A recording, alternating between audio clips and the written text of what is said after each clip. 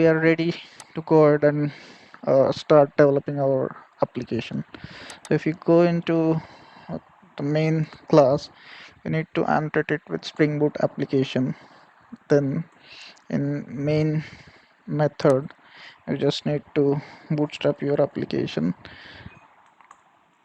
Spring application dot run. Then you need to mention. So we'll rename this main class. So we'll rename it as customer application,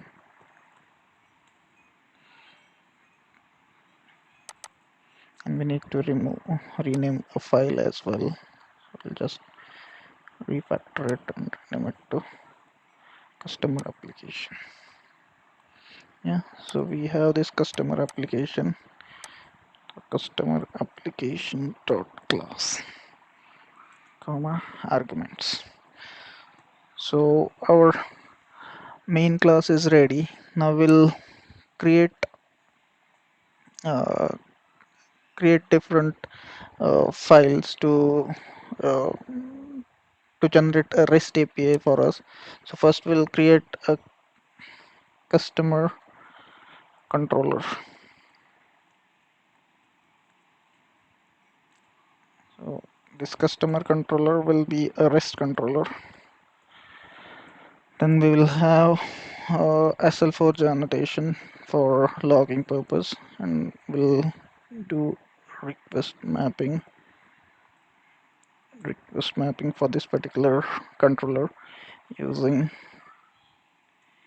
API slash v1 for version 1 and customer for identifying it as a customer API. Then in our customer controller, we'll have method for registering the customers. So we'll create public uh, for now we'll create a void method register. So we'll register a customer into our in in in this customer controller. So this will be a kind of post mapping, and now as a body we'll receive a customer registration request. So we'll receive some request body, and in that we'll receive customer registration request, and we'll create a object of it. So customer registration request, this will be a Pojo class basically. So we'll be creating this customer registration request class. See the more actions and create this under in.myjavablog package. So we'll create this package, class, and inside it we'll create attributes of customer registration. So we'll create string first name, private string last name. We'll create private string email. So these three attributes we'll have, and we'll annotate it this Pojo class with some Lombok annotations, data for generating getters and setter, then builder annotation for building the object using a builder pattern. Then we'll have all our constructor. Then we'll have no or constructor. So our customer registration request class is ready, and we can use it in our customer controller. So our customer controller will take this uh, take this request object from the end user and pass it on to uh, a customer service.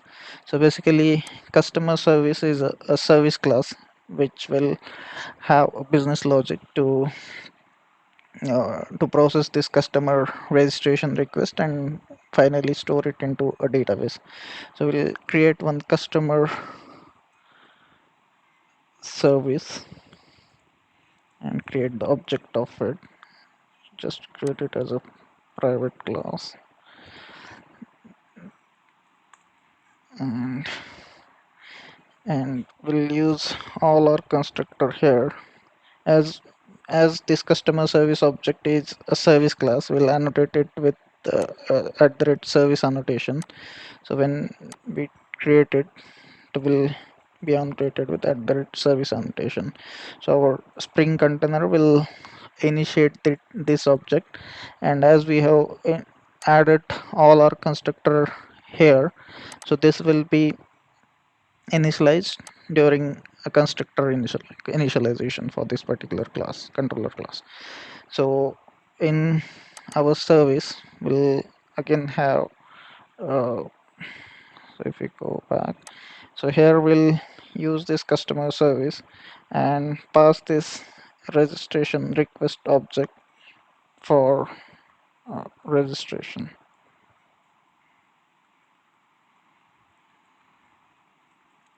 register customer, and this will take customer registration request. So this class we need to create it there. So create this method, insert it, will be created. Now we have to create a customer. Uh, uh, so this customer request is passed on to this register customer method. Herein we need to create the customer entity. So this entity is basically a JP entity. So for creating a customer entity, we need to create one more class called customer, and this will be a entity class, and this will also have data annotation from Lombok. Then it will have a builder annotation, then again it will have all our constructor, and it will also have no constructor with it. Okay, so inside customer we'll again use these fields. So if you see inside customer, we'll again use these fields, and will additionally we need to define one ID field over here, so that as it's a database entity, it needs some uh, private key for the entity which is being created in the database. So this entity is nothing but table inside the database, so it should ideally have uh, primary key associated with it. So generated value, then strategy. We'll define auto strategy for now. So uh, so it will create generate this ID whenever any new record is inserted into this customer table entity. And we need to add ID annotation as well, as this error suggests we don't have any ID field assigned to this entity does not have a primary key, so we need to add this ID annotation. So now our entity is ready, and we'll again go back to customer controller and register controller. So here we'll create a customer object from the request object which we have received. So customer dot, we'll use a builder pattern, then we'll set the ID. So ID will be coming from our customer request dot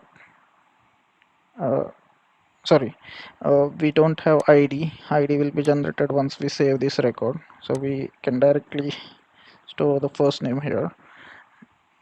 So from customer registration request we'll get the first name, then we'll store the last name. We'll get it from customer registration request.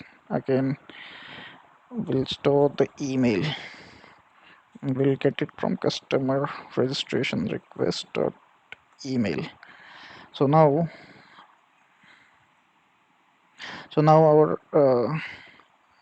our customer customer object is ready to be stored into a database. But before storing it, we need a repository. So we'll create a repository, customer repository, to store this object into a database. So we'll just use customer repository, which is a JPA repository, and we don't need to annotate it. We'll use all our constructor to inject this customer repository using a constructor injection.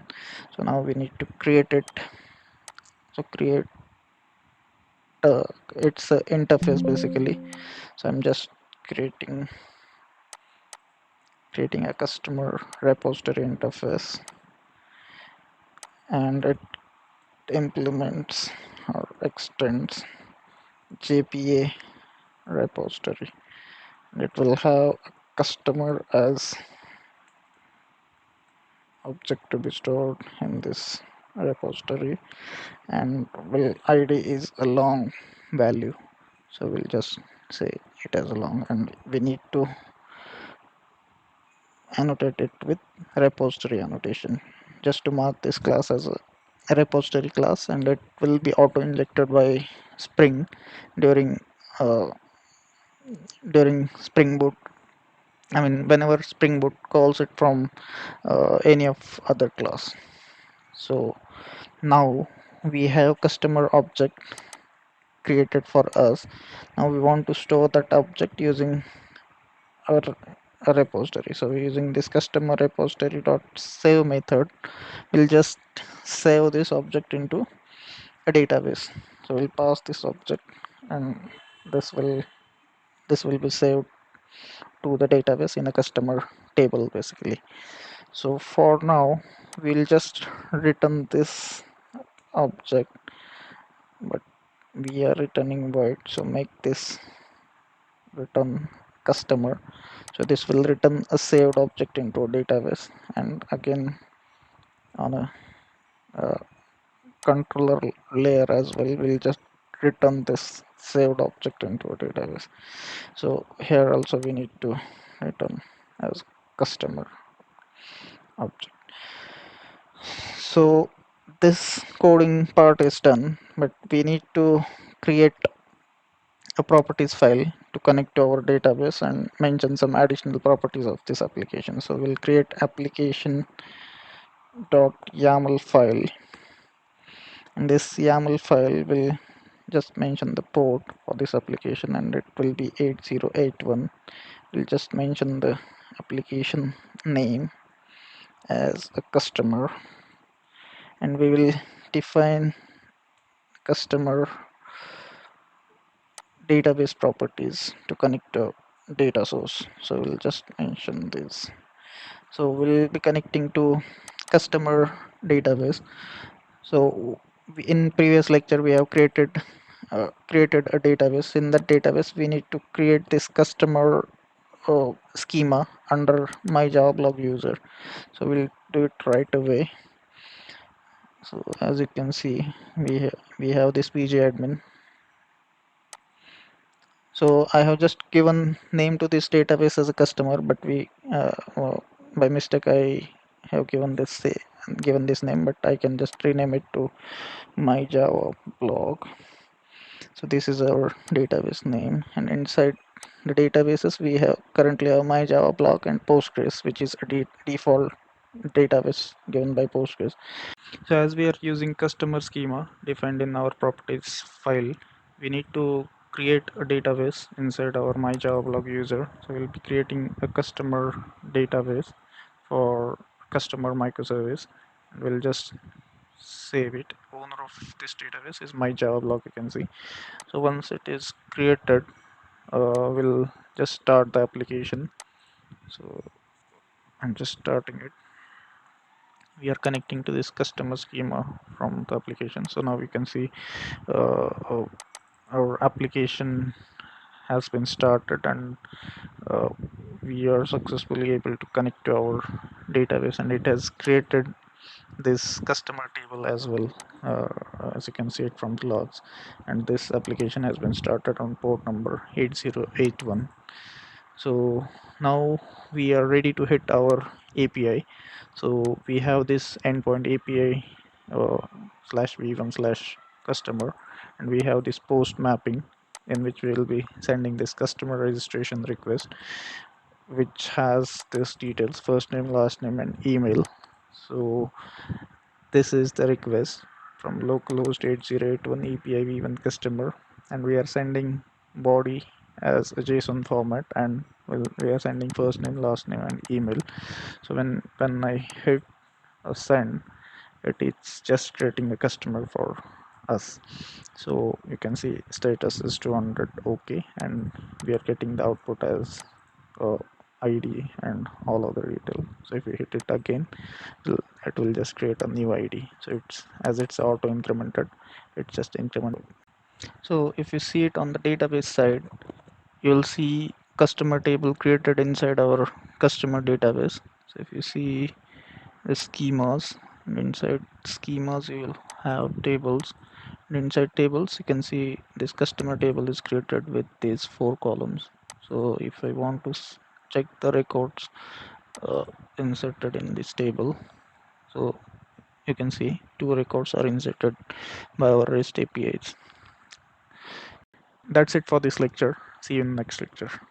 Thank you.